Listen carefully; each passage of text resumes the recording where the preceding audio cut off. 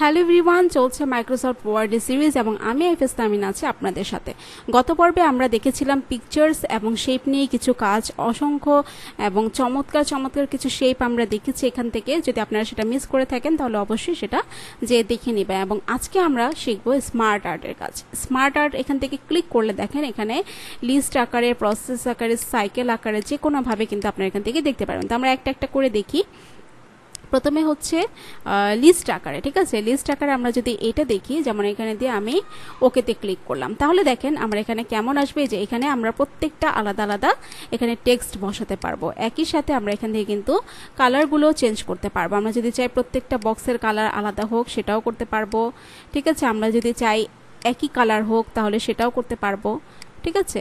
আবার আমরা যদি গ্রেডিয়েন্ট কালার চাই সেটাও কিন্তু করতে পারবো। এখান থেকে প্রত্যেকটা বক্স আমরা নিতে পারবো। ওকে, এটা গেল একটা।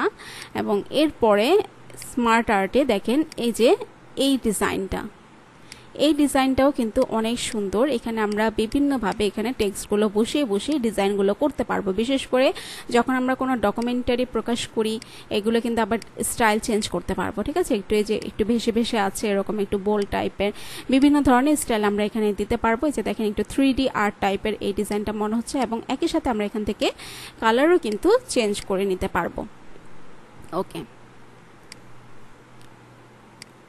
এরপরে আমাদের আরও কিছু স্মার্ট আর্টে যে দেখেন এখান থেকে আমি দেখাচ্ছি এই যে চারটা, সবগুলোই কিন্তু একই রকম, যে সবগুলো আপনি কালার চেঞ্জ করতে পারবেন, স্টাইল চেঞ্জ করতে পারবেন।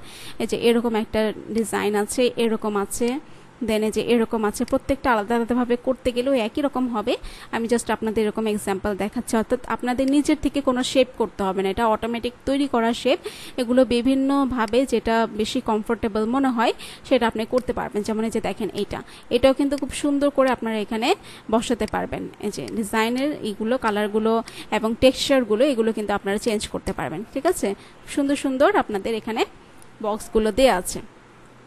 আচ্ছা, এরপরে এখানে আরও কিছু স্মার্ট আর্ট আছে, আমি একটু দেখাচ্ছি। এই যে এরকম আছে, এরকম পয়েন্ট পয়েন্ট আকারে আপনি দিতে পারবেন, এরকম কলাম আকারে দিতে পারবেন, ঠিক আছে। এই যে দেখেন প্রত্যেকটা এক একটা চেঞ্জ করবেন, এক এক রকমের ডিজাইন আপনারা দেখবেন। যেটা আপনাদের বেশি ভালো মনে হয় আপনারা সেটা, বা যেটা আপনার সাথে রিলেটেড মনে হয় এই ধরনের ডিজাইনগুলো। এই যে দেখেন এটাও কিন্তু খুব চলে, এই ডিজাইনগুলো অনেক দরকার হয়। এই ডিজাইনগুলো আপনারা এখান থেকে চুজ করে নিয়ে দিতে পারবেন, ঠিক আছে। দেখাতে গেলে অনেক, এতগুলো দেখিয়ে শেষও করতে পারবো না। আপনাদের যেটা মনে হবে ভালো, যেটা আপনাদের কাজে আসবে আপনারা সেটাই করবেন।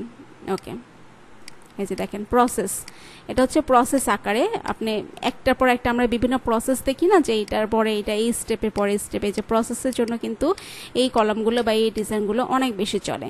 সাইকেলের জন্য আমরা দেখাই না, একটা কোনো একটা চক্র দেখাই, কোনো একটা লাইফ সাইকেল দেখাই কোনো কিছুর, এই সাইকেলগুলোর জন্য কিন্তু এটা বেশ ভালো। হায়ারার্কি দেখাতে, যেমন একটার সাথে আরেকটা ব্রাঞ্চ আছে, এই জিনিসগুলো আমরা এখান থেকে দেখাতে পারবো।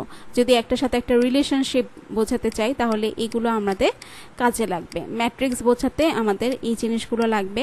আমরা পিরামিড নিয়ে কাজ করব তখন এই যে এগুলো আমরা ইউজ করতে পারবো। আবার পিকচার নিয়ে, এই যে পিকচার এখানে বসিয়ে বসিয়ে কিন্তু আমরা এখান থেকে কাজ করতে পারবেন। প্রত্যেকটাই দেখাচ্ছি, আপনাদের যেটা ভালো মনে হয় আপনারা সেটা নিয়ে কিন্তু কাজ করতে পারবেন, ঠিক আছে। এখান থেকে এক একটা ডিজাইন এক এক রকম, আপনি কালার চেঞ্জ করতে পারবেন। ভিতরের টেক্সটগুলো আপনার মতো করে আপনি কিন্তু দিতে পারবেন, দিয়ে এখান থেকে সব কিছু চেঞ্জ করে নিতে পারবেন।